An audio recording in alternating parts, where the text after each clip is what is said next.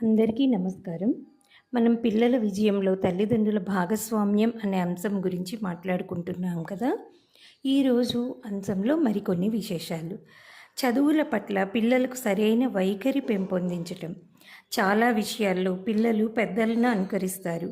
పెద్దల ఆలోచనలు, ప్రవర్తన, ప్రతిస్పందన పిల్లల ఆలోచన తీరును, ప్రవర్తనను, ప్రతిస్పందనలను ప్రభావితం చేస్తాయి.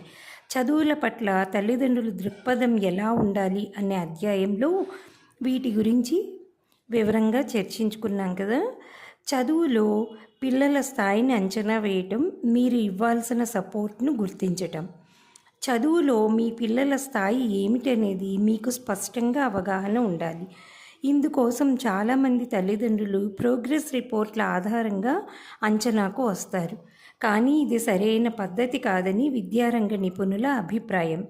ప్రోగ్రెస్ రిపోర్టు అనేది చదువులో పిల్లలు ఏ స్థాయిలో ఉన్నారనే దాన్ని గుణాత్మకంగా తెలుపలేదు.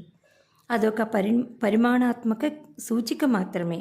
ప్రశ్నల రూపకల్పన, పరీక్షల నిర్వహణ శాస్త్రీయంగా జరిగినప్పుడు మాత్రమే ఆ పరిమాణాత్మక సూచికకు అర్థం ఉంటుంది.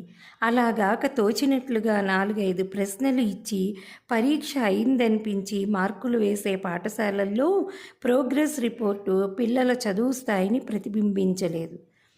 చదువులో పిల్లల స్థాయిని అంచనా వేయటానికి నిపుణులు సూచించే పద్ధతి ఇక్కడ పొందుపరుస్తున్నాం. మీరు కూడా ఈ పద్ధతిని అనుసరించి మీ పిల్లల స్థాయిపై ఒక అవగాహనకు రావచ్చు. పాఠశాల సబ్జెక్టులను 2 భాగాలుగా విభజించి ఏ విభాగంలో పిల్లల స్థాయి ఎలా ఉన్నది చూసుకోవాలి.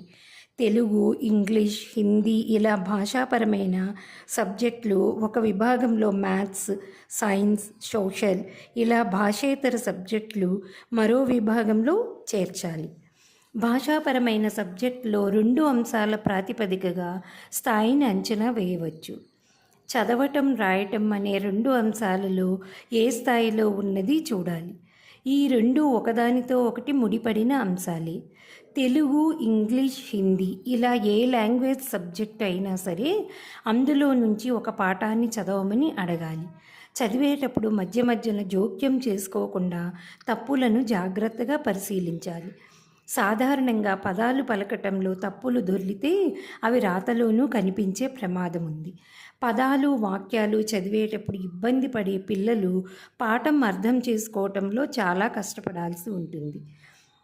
సరిగ్గా అర్థం తెలియకపోయినా నేర్చుకుందామని ప్రయత్నిస్తే గుర్తుపెట్టుకోవటం కష్టమవుతుంది. దీనివల్ల చదువు వారిపై విపరీతమైన ఒత్తిడిని కలుగజేస్తుంది.